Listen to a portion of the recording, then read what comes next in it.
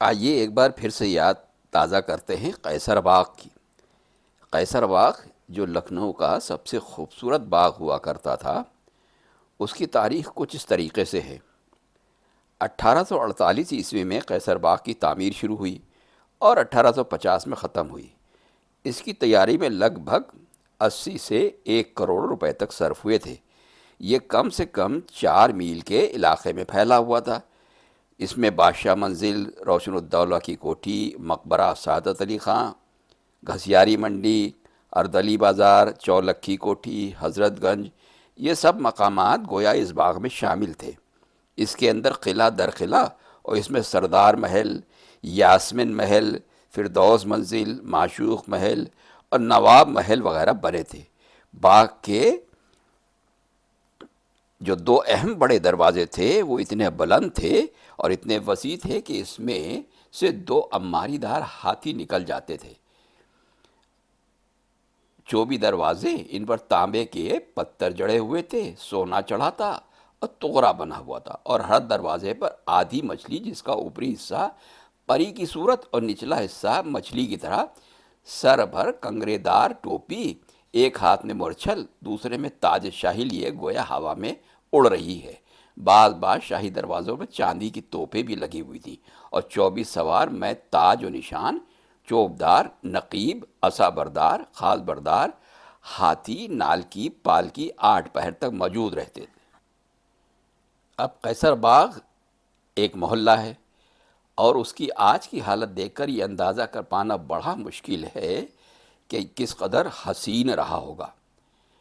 حکیم سید ضامن علی جلال لکھنوی جو مشہور شاعر تھے، انہوں نے قیصر باغ کی تعریف میں کچھ اس طریقے سے بیان کیا ہے: جلسے پریوں کے ہیں آراستہ ہے قیصر باغ، جلسے پریوں کے ہیں آراستہ ہے قیصر باغ، راجہ اندر کے اکھاڑے سے بھی ہے بہتر باغ، سبز و شاداب ہے جنت کی طرح یکسر باغ، اس طرح کا تو نہیں پردے دنیا پر باغ، آب نسیاں سے لبالب ہیں چمن کی نہریں، آب نسیاں سے لبالب ہیں چمن کی نہریں، کوثر خلد بری سب ہیں چمن کی نہریں، وقت تحویل کا اتنے میں برابر پہنچا، مہر برج حمل چرخ میں آ کر پہنچا، توپوں کے چھوٹنے کا شور فلک پر پہنچا، غلغلہ جشن کا تا گنبد اخضر پہنچا، لوگ آداب بجا لا چکے نظریں دے کر،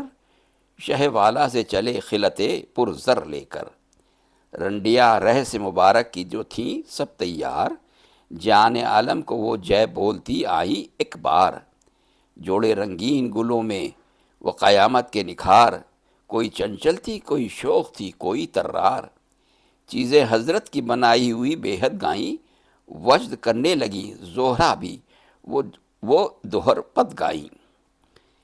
ان بندوں سے معلوم ہوتا ہے کہ واجد علی شاہ کے عہد میں قیصر باغ میں تہواروں کے موقع پر دربار برخاست ہونے کے بعد مخصوص لوگوں کی نجی صحبت میں رہس کا ناچ ہوتا تھا، جس میں رنڈیاں بادشاہ کی تصنیف کی ہوئی چیزیں گاتی تھیں اور جان عالم کی جے بولتی تھیں۔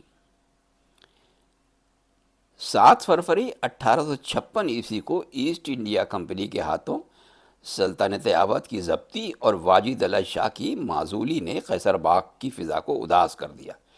12 مارچ 1856 کو بادشاہ برطانوی پارلیمنٹ میں اپنا مقدمہ پیش کرنے کے لیے لکھنؤ سے روانہ ہو گئے۔ کار فرما کے چلے جانے سے قیصر باغ کی بے رونقی اور بڑھ گئی۔ اس کا بہت سا عملہ برخاست کر دیا گیا تھا، اس لیے چمن بندیوں کی مناسب دیکھ بھال ممکن نہیں رہی تھی، اور لکھنؤ کا یہ بہترین باغ اجڑ کر برباد ہونا شروع ہو گیا تھا۔ 1857 کی جنگ آزادی میں قیصر باغ انگریزوں اور ہندوستانیوں کے درمیان خونی جنگوں کا محاذ تھا۔ کئی حملوں کے بعد آخر انگریزی فوج قیصر باغ کے حدود میں داخل ہو گئی۔ توپوں اور بندوقوں سے مسلح 2 فوجوں کے درمیان زبردست ٹکراؤ نے باغ کو سخت نقصان پہنچایا۔ لڑائی میں انگریزوں کا پلہ بھاری ہوتا گیا، یہاں تک کہ وہ لکھی دروازے کو توڑ کر اصل قیصر باغ میں داخل ہو گئے، اور چاندی والی بارہ دری پر ان کا فتح کا جھنڈا لہرانے لگا۔ لیکن اسی وقت ایک اور ہندوستانی فوج نے قیصر باغ کو واپس لینے کے لیے پوری قوت سے حملہ کیا اور ایک بار پھر باغ کے اندر گھمسان کر رن پڑا۔ انگریزوں کے پاس مزید کمک پہنچ گئی۔ بیگم حضرت محل کو شہر کے دوسرے حصوں کی طرف کوچ کرنا پڑا۔ اب انگریزی فوج نے قیصر باغ کو جی بھر کر تاراج کیا، مسمار کیا، برباد کیا اور یہاں کا سامان لوٹ لیا یا تو توڑ پھوڑ کر رکھ دیا۔ لکھنؤ پر مکمل تسلط حاصل کر لینے کے بعد انگریزوں نے شہر کے عمدہ عمارتوں میں سے 3/4 کے قریب ڈھا دی، گرا دی، منہدم کر دی۔ قیصر باغ کی عمارتیں خاص طور پر ان کے عتاب کی زد میں آئیں۔ کچھ عرصے بعد شہر کی نئی ترتیب میں اس علاقے کے اندر کئی چوڑی چوڑی سڑکیں نکالی گئیں اور اس طرح اس کی پوری اصلی شکل جو تھی ختم ہو کر غائب ہو گئی۔ اب سفید بارہ کچھ دوسری عمارتیں اور خستہ ہوتے ہوئے 2 پھاٹک قیصر باغ کی باقیات ہیں، لیکن قیصر باغ کے سینکڑوں باغ اور اس کی سرسبزی اور ان محلات کا کوئی بھی نشان اب باقی نہیں ہے۔ اس وقت جو کیفیت قیصر باغ کی ہے وہ اس ویڈیو میں دکھائی گئی ہے۔ اب یہ اندازہ لگانا مشکل ہے کہ یہ ایک زمانے میں واجد علی شاہ کا پرستان ہوا کرتا تھا اور لکھنؤ والوں کے لیے ان کے لیے خاص مقام ہوا کرتا تھا۔ یہ 1857 پہلے کی بات ہے کہ جب قیصر باغ میں سینکڑوں عمارتیں اور محل ہوا کرتے تھے۔ اسی قیصر باغ میں حضرت باغ بھی ہوا کرتا تھا۔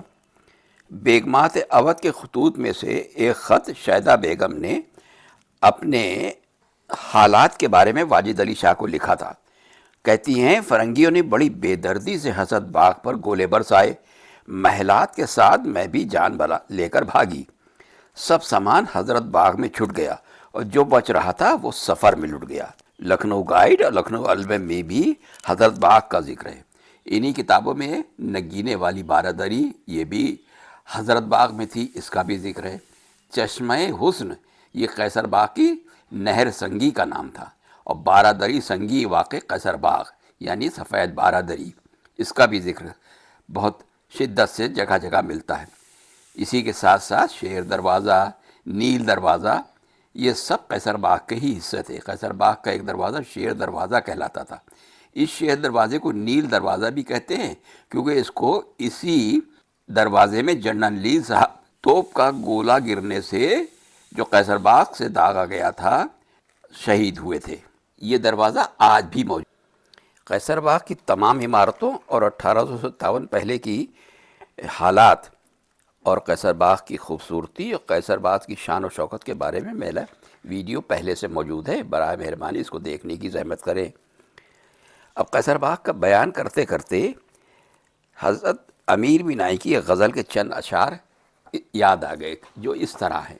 کس گلے تازہ کا ہے دربار قیصر باغ میں، کس گلے تازہ کا ہے دربار قیصر باغ میں، پھول کا ٹوپی ہوئی دستار قیصر باغ میں، کس کے چمکے چاند سے رخسار قیصر باغ میں، چاندنی ہے چایہ دیوار قیصر باغ میں، گل سمجھ کر نقش پا پر بلبلیں دیتی ہیں جاں، پاؤں رکھنا ہو گیا دشوار قیصر باغ میں، بن گئے دانے انار گلشن فردوس کے، جونو آ بیٹھے جہاں 2 4 قیصر باغ میں، ناز کیوں کر ہو نہ مجھ کو اپنے تالے پر امیر، ناز کیوں کر ہو نہ مجھ کو اپنے تالے پر امیر، رشک قیصر کا ہوا دیدار قیصر باغ میں۔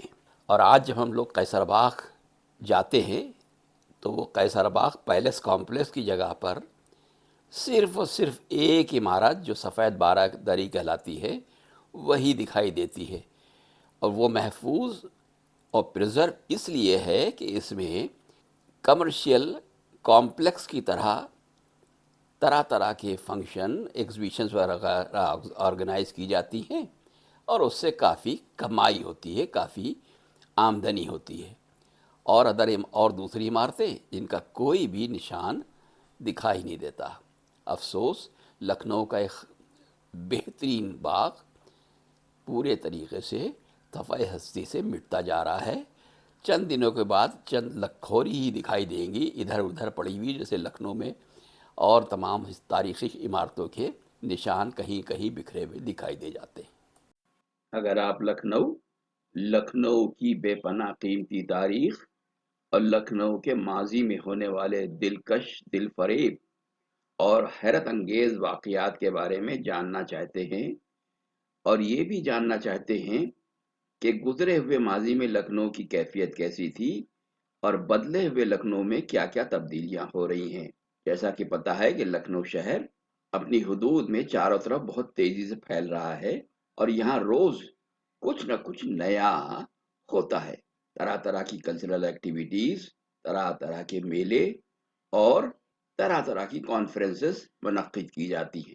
لکھنؤ شہر اپنے تہذیب و تمدن، اپنے طور طریقوں، اپنے پہناوے اور اپنی عمارتوں کے الگ انداز کی وجہ سے کافی پہچان رکھتا ہے، اور یہاں کے کھانے تو خاص طریقے سے لوگوں میں بہت مقبول ہیں۔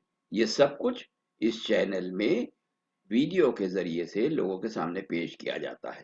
آپ سے درخواست ہے کہ برائے مہربانی اس چینل کو سبسکرائب کرنے کی زحمت گوارا کریں اور ساتھ لگے ہوئے بیل آئیکن کو بھی کلک کریں، تاکہ جب نیا ویڈیو تیار کر کے پیش کیا جائے تو اس کی انفارمیشن آپ کے پاس پہنچ جائے۔ ساتھ ہی ساتھ اس چینل میں دکھائے جانے والے ویڈیو کو لگاتار آپ کے سامنے پیش کیا جاتا رہے، اس لیے چینل کو جوائن کرنے کی بھی زحمت گوارا کریں۔ برائے مہربانی ویڈیو کے نیچے دیے گئے جوائن بٹن کو کلک کر کر اپنا قیمتی سپورٹ دے کر ہمت افزائی کرنے کی زحمت کریں۔ بہت بہت شکریہ۔